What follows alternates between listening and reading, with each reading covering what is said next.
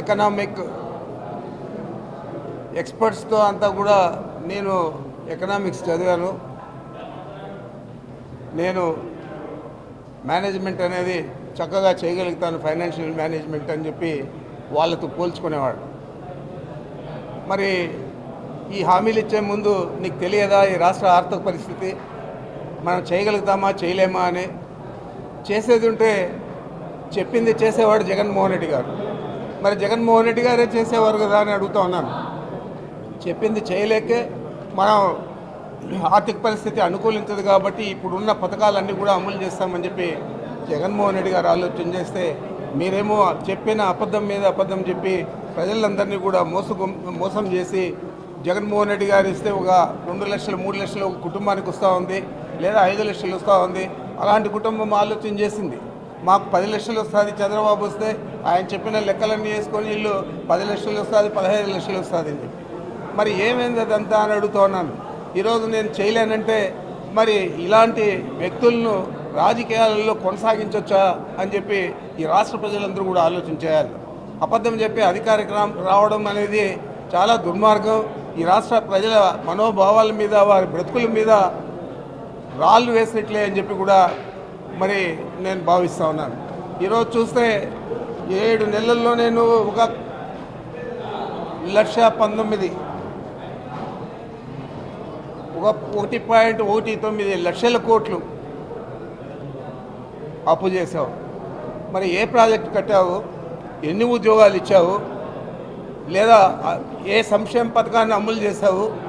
ఏది కూడా చేయకుండా కేవలం ఈ డబ్బంతా కూడా నీకు ఎక్కడ ఆదాయం వస్తుందో అక్కడ ఖర్చు చేసే విధంగా ఈరోజు క్యాపిటల్ చుట్టూ మొత్తం కూడా ఖర్చు చేయడం జరుగుతూ ఉంది.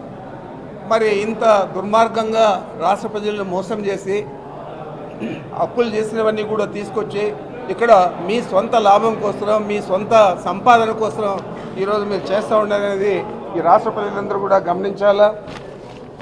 అదేవిధంగా ఈ హామీలన్నీ కూడా ఏది కూడా నెరవేర్చలేదు.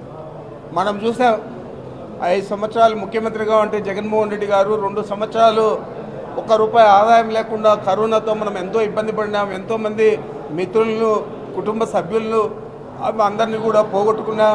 మరి అలాంటి కరోనా సమయంలో కూడా జగన్మోహన్ రెడ్డి గారు ఇచ్చిన తేదీ ప్రకారం ప్రతి సంక్షేమ పథకాన్ని అమలు చేసిన ఘనత ఈ భారతదేశంలో ఎవరైనా ముఖ్యమంత్రి చేస్తున్నాడంటే అది ఒక జగన్మోహన్ రెడ్డి గారే చేశారని కూడా మీకు మనవి చేస్తూ ఉన్నాను. చాలామంది అంతా కూడా కర్ణాటక నుంచి కానీ, చెన్నై నుంచి కానీ, వీళ్ళందరూ కూడా తమిళనాడు నుంచి కానీ వీళ్ళందరూ కూడా జగన్మోహన్ రెడ్డి గారు ఎట్లా అంత బాగా మేనేజ్ చేస్తూ ఉన్నాడు ఈ కరోనాను, మనం ఎందుకు చేయలేకపోతూ ఉన్నామని చెప్పి వాళ్ళు చాలాసార్లు జగన్మోహన్ రెడ్డి గారితో మాట్లాడిన విషయాన్ని కూడా మీకు గుర్తు చేస్తూ ఉన్నాను. మరి ఇలాంటి పరిస్థితుల్లో అంత ఇబ్బందుల్లో ఉన్నా కూడా కరోనా సమయంలో కూడా చెప్పిన మాట తప్పకుండా చేసిన వ్యక్తి జగన్మోహన్ రెడ్డి గారు. మరి మీరు చేసే అవసరం ఉన్నా, చేసే అవకాశం ఉన్నా దాన్ని డబ్బులు లేవని చెప్పి ఒక కుంటి సాకుతో ఈరోజు మీరు చేయలేకపోతూ ఉన్నారంటే మీకు చేయాలనే ఆలోచన లేదు. మీరు చెప్పినప్పుడే ఇవన్నీ కూడా తప్పుడు మాటలు, మనకు అధికారం దక్కితే చాలు అని చెప్పి ఆలోచనతో మీరు చేశారని చెప్పి నేను తెలియజేస్తా ఉన్నాను. ఆ రోజు కరోనా సమయంలో కూడా 13వ స్థానంలో నిలిచింది మనం కరోనా సమయంలో కూడా మనం ఈ భారతదేశంలో 13వ స్థానంలో బాగా హెల్త్ కేర్ తీసుకునే రాష్ట్రంగా మన రాష్ట్రం నిలిచింది. మరి 2018-19లో కూడా అదే 13వ స్థానంలోనే ఉన్నది. ఆ రోజు ఏం జబ్బులు లేవు. మరి నువ్వు ఏమి దీని మీద చర్యలు తీసుకున్నావు ఆరోగ్యం గురించి, రాష్ట్ర ప్రజల ఆరోగ్యాన్ని గురించి అని అడుగుతా ఉన్నాను. ఈరోజు ఆరోగ్యశ్రీ తీసేసావు, అన్ని సంక్షేమ పథకాలు తీసేసావు. మరి ఎంతో కష్టపడి జిల్లాకు ఒక మెడికల్ కాలేజీని కట్టే పరిస్థితుల్లో కొన్ని పూర్తి చేసావు, ఇంకా కొన్ని పూర్తయ్యే దశలో ఉన్నాయి.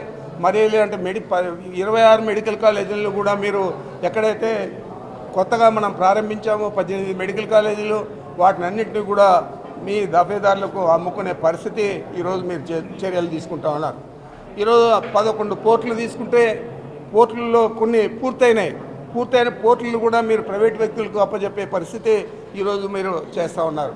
మరి ఇంత దారుణంగా వ్యవహారం చేస్తూ ఉండి ఒక పక్కన సంక్షేమ పథకాలన్నీ కూడా ఇవ్వకుండా ప్రజలను మోసం చేసి ప్రభుత్వంలో ఇవన్నీ కూడా చేసి ఏదైనా మాట్లాడితే విధ్వంసం వైఎస్ఆర్ కాంగ్రెస్ పార్టీ అధికారంలో ఉన్నప్పుడు జరిగింది ఆర్థిక విధ్వంసం అంటారు.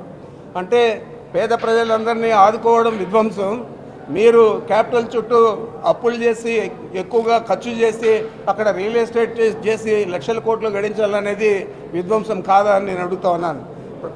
ఏదైనా రాష్ట్ర ప్రజలు మీకు ఇచ్చిన అధికారం వారికి మేలు చేసే సంస్కరణలు కానీ సంక్షేమ పథకాలు కానీ అభివృద్ధి కార్యక్రమాలు కానీ చేయాలి తప్ప అది కాకుండా ఇలాంటివి అన్నీ కూడా చేస్తూ మీరు ఈరోజు గుండు సున్నా చుట్టేసి సూపర్ 6 లేదు, సూపర్ 7 లేదు, మీరేమన్నా చూసుకోపోండి అనే ఆలోచన మీరు చేస్తూ ఉన్నారంటే ఇంత దుర్మార్గంగా వ్యవహారం చేసే చంద్రబాబు నాయుడు మరి ఈ రాష్ట్ర ప్రజలందరూ కూడా ఇంకా కూడా కళ్ళు తెరవకుండా మనం మోసపోతే చాలా ఇబ్బంది అని కూడా మీకు మనవి చేస్తూ ఉన్నాను.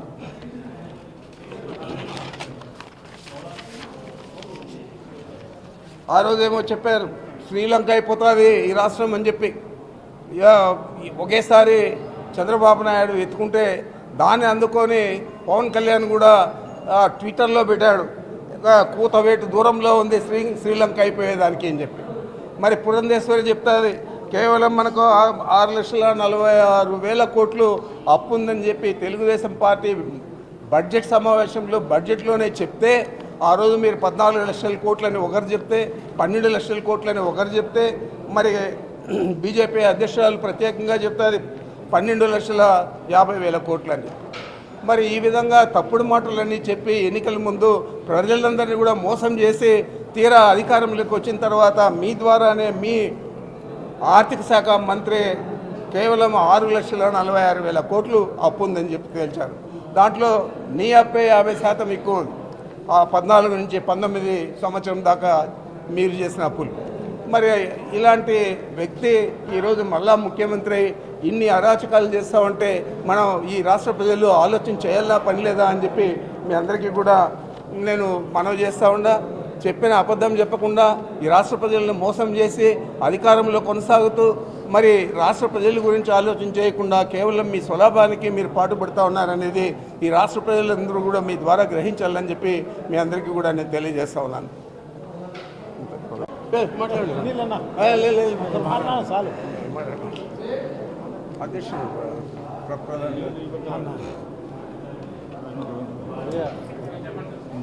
పోరాట యోధులను సెలెక్ట్ చేసి జిల్లా పార్టీ కమిటీకి ఇచ్చిన మా నియోజకవర్గ సమన్వయకర్తలందరికీ కూడా అభినందనలు తెలియజేసుకుంటున్నా. సో వాళ్ళందరూ కూడా పెద్ద ఎత్తున రాబోయే కాలంలో మిగతా నాయకులందరినీ కూడా సమన్వయపరుచుకొని వాళ్ళందరూ కూడా పెద్ద ఎత్తున ఈ ప్రజా వ్యతిరేకమైన డెసిషన్స్ తీసుకుంటున్న ఈ అధికార పార్టీని ఎదుర్కొనే కార్యక్రమానికి మనం అందరం కూడా సన్నద్ధం కావాలి అని చెప్పేసి అందరికీ కూడా విజ్ఞప్తి చేసుకుంటూ, సో అందరూ కూడా మంచిగా పనిచేసే వాళ్ళనే టీం ఇవ్వడం జరిగింది. వాళ్ళందరూ ఈరోజు ప్రమాణ స్వీకారం చేసుకోవడం జరిగింది. ఆ ప్రమాణ స్వీకార కార్యక్రమానికి విచ్చేసిన పెద్దలు శ్రీ పెద్దిరెడ్డి రామచంద్రారెడ్డి గారు అయితేనేమి, తర్వాత ప్రధాన కార్యదర్శులు శ్రీ సతీష్ రెడ్డి గారు అయితేనేమి, శ్రీకాంత్ రెడ్డి గారు అయితేనేమి, మిగతా నియోజకవర్గానికి సంబంధించిన అందరు సమన్వయకర్తలు, ఎమ్మెల్యేలు, ఎమ్మెల్సీలు